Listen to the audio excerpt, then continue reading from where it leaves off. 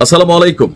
Doctor Mohammad Yunus এবং আমাদের interim অন্তর্বর্তীকালীন সরকার, এই সরকারটির প্রতি যতই দিন যাচ্ছে মানুষের আস্থা ততই কমে যাচ্ছে। রাজনৈতিক চাপ, নির্বাচন, আওয়ামী লীগের বিভিন্ন ধরনের অ্যাক্টিভিটিস সব মিলিয়ে এই সরকার তার জনপ্রিয়তা হারিয়েছে। উপদেষ্টা মণ্ডলীদের মধ্যেও অনেকের বিভিন্ন ধরনের অ্যাক্টিভিটিস এবং প্রধান উপদেষ্টার বিভিন্ন একটা পোস্ট ডিলেট সহ বিভিন্ন কিছুকে কেন্দ্র করে এই সরকারের উপর যখন মানুষের আস্থাহীনতাটা আরো বড় আকার ধারণ করছে, তখনই একটা ঘোষণা দিয়েছে আমাদের আইন উপদেষ্টা। যদিও এই ঘোষণাটা হয়তোবা পুরনো, বাট আমরা আশা করি অন্তত এই ইন্টারিম অথবা আগামী দিনের বাংলাদেশে যে সরকার ক্ষমতায় আসবেন এইটাকে পালন করবেন। এটা বাংলাদেশের 18 কোটি 20 কোটি মানুষ প্রত্যেকের জন্য উপকারী একটা সিদ্ধান্ত। আপনার অলরেডি উপদেষ্টা পরিষদে এই বিষয়টার অনুমোদন দেওয়া হয়েছে। কাউকে গ্রেপ্তারের সর্বোচ্চ 12 ঘন্টার মধ্যে পরিবারকে জানাতে হবে।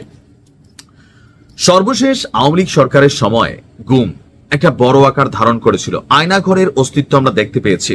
আর এই ঘটনাগুলোর শিকার যারা হয়েছেন তারা বলতে পারবেন এই বিষয়গুলো কতটা প্যাথেটিক, কতটা নির্মম আর কতটা ঝামেলাযুক্ত। নিশ্চয়ই আমি বুঝাইতে পারছি আপনাদেরকে।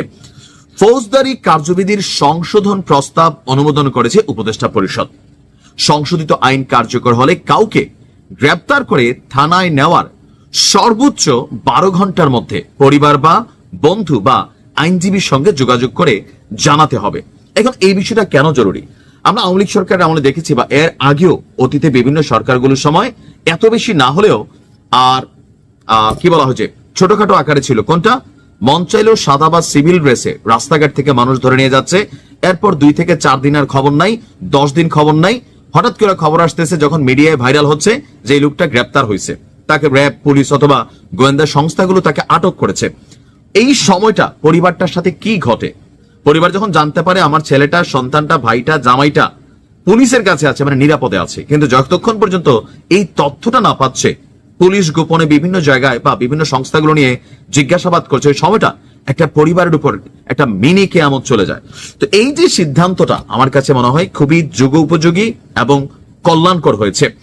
প্রধান উপদেষ্টা অধ্যাপক ইউনূসের নেতৃত্বে আপনার উপদেষ্টা পরিষদের বৈঠকে ফৌজদারি কার্যবিধির সংশোধন প্রস্তাব অনুমোদন দেওয়া হয়েছে। পরে রাজধানীর ফরেন সার্ভিস একাডেমিতে বিষয়টি সামনে আনেছেন আমাদের উপদেষ্টা আসিফ নজরুল। তিনি বলছেন, আইনগত একটা গুরুত্বপূর্ণ পরিবর্তন করা হয়েছে। ইতিপূর্বে আমরা সিপিসি বা দেওয়ানি কার্যবিধি পরিবর্তন করছিলাম বা সংশোধন করেছিলাম, আর আজকে আমরা সিআরপিসি বা ফৌজদারি কার্যবিধির সংশোধন করেছি। সুপ্রিম কোর্টের 2টি সিদ্ধান্ত ছিল, গ্রেপ্তারের ব্যাপারে স্বচ্ছতা থাকতে হবে, জবাবদিহিতা থাকতে হবে। এখন আইন তো এই দেশে অনেক আছে, কথাই বলে আসমানে তারা যত, পুলিশের ধারা তত, বা এই দেশে আইন তত, কিন্তু বাস্তবায়নটা আসলে কতটুকু হয় বা জবাবদিহিটা কতটুকু হয়? গ্রেপ্তার পরবর্তীতে গ্রেপ্তারকৃত ব্যক্তিদের যেন অধিকার থাকে যে এই বিষয়টা নিয়ে আসলে তারা কাজ করেছে। তা আমার কাছে মনে হয় এখানে বলা হয়েছে যে যেই পুলিশ অফিসার তাকে গ্রেপ্তার করবে সেই পুলিশ অফিসার তার ক্লিয়ার আইডেন্টিটি আপনার থাকতে হবে বা দিতে হবে, আর এবং তাকে গ্রেপ্তারের পর যত দ্রুত সম্ভব গ্রেপ্তারকৃত ব্যক্তির পরিবার বা বন্ধু বা আইনজীবীকে যোগাযোগ করবে এবং জানাতে হবে যে গ্রেপ্তার করেছি আমরা এই কারণে, এই মামলায় গ্রেপ্তার করেছি এবং গ্রেপ্তারকৃত ব্যক্তি এইখানে আছেন।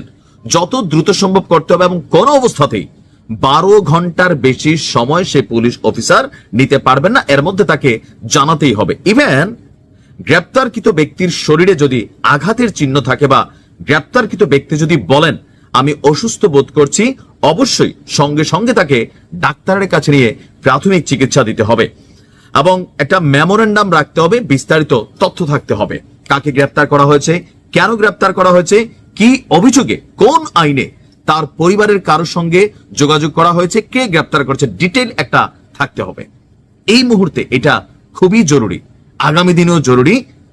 সরকারকে বা আইন শৃঙ্খলা বাহিনীকে সিস্টেমের মধ্যে ঢুকাতে হবে, এটা আমরা ফিল করছি। ভালো থাকুন।